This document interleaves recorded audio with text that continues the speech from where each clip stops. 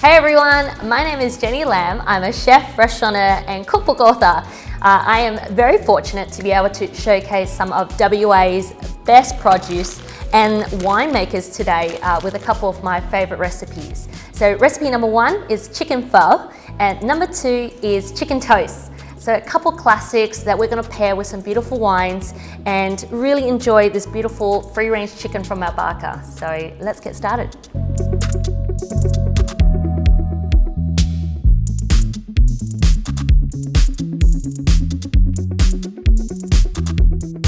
The recipe we're going to be making in this video is a Vietnamese classic and a favorite of mine. It is chicken pho. I'm really excited to be sharing this recipe with you guys today because I think chicken pho is one of those recipes that are really misconceived, that it's hard to make. So today we're going to debunk that and you're going to see how simple it is to make this beautiful dish at home. So step 1 is we're going to toast off our large brown onion and some ginger.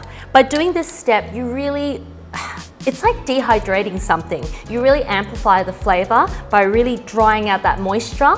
So if you have a gas stove like me here, you can definitely just pop it straight onto the flame. Otherwise, you're more than welcome to just put it underneath the grill, the broil, even in an oven, just to really, char those edges there. On my left, I've just started a big stock pot here, just with cold water. And to this, I'm gonna start adding my chicken bones. Straight in. I love leaving on the wings because all the extra fat adds so much flavor to that broth. Don't worry if you look at that water and it looks a little bit cloudy, because as you add your onion and your ginger in there, it will actually start to clarify that water for you. So the ginger and the onion are perfectly charred now, so I'm just gonna go straight ahead and pop that into the broth. Now don't worry, as I mentioned, it might look really charred and black at the moment, but we're going to filter through our pho broth before we serve it, so that will catch all the charcoal pieces. In it goes.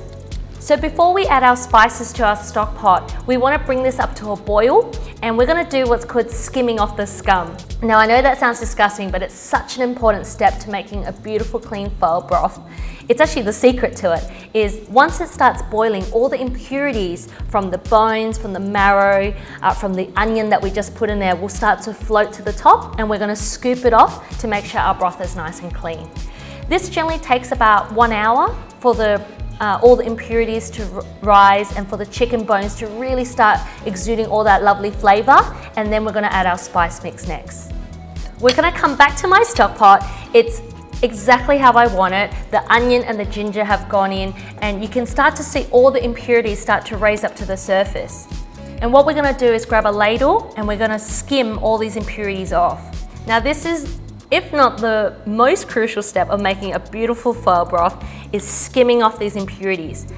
When you can see all this scummy foam rise to the surface of your stock pot, make sure you're there ready to go with a ladle and a bowl to scoop off all that scummy foam.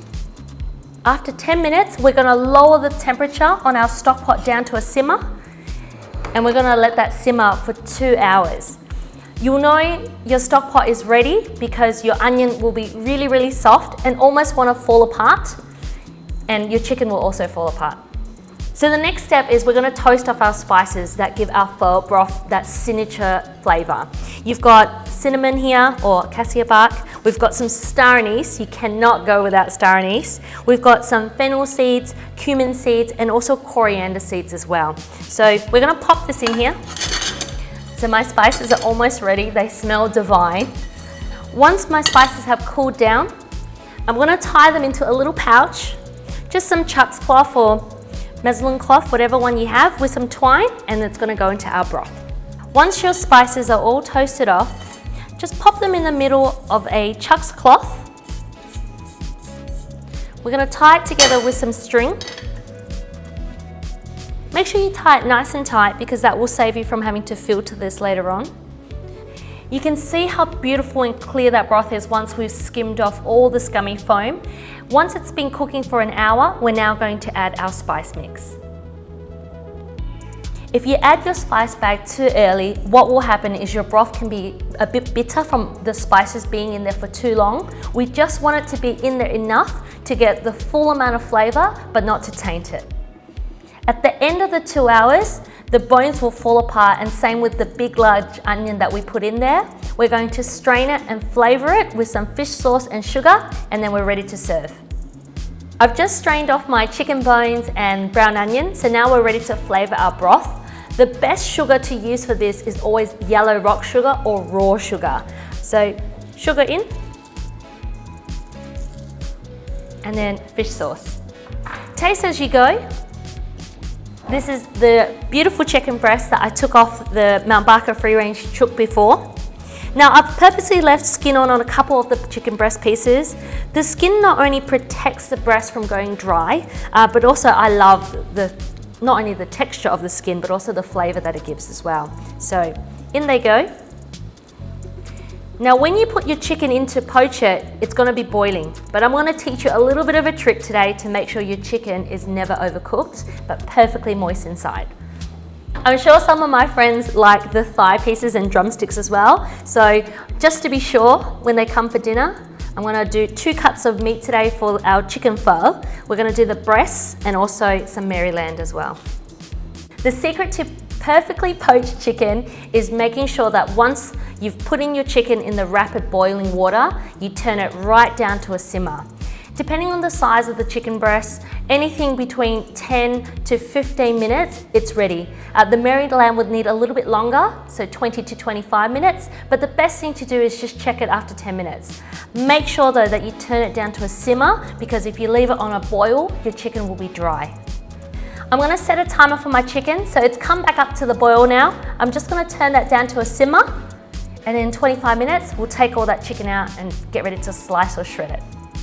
So it's been 10 minutes. I'm gonna pull my poached chicken breast out first, and then we'll come back for the Marylands, which need a little bit more time, especially if they're on the bone.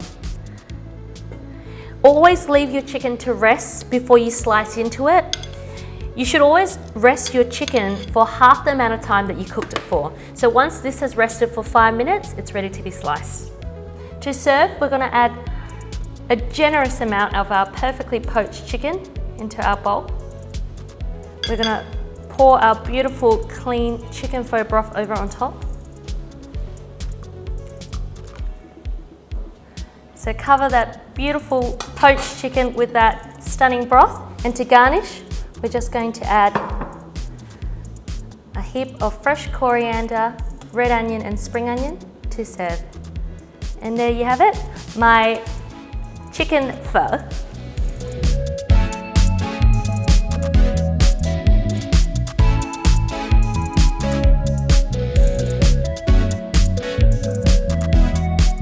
Thanks for tuning in, everyone. I hope you had a great time and you're inspired to go home and make some chicken pho. I want to thank Mount Barker Chicken for providing us with their beautiful free-range chicken to make this stunning pho. We've got Plantagenet for their lovely award-winning Chardonnay to pair with our pho. And lucky last and not least, Heart & Co for lending me their kitchen, and we turned it into a noodle wine bar tonight. So cheers, everyone! Yay!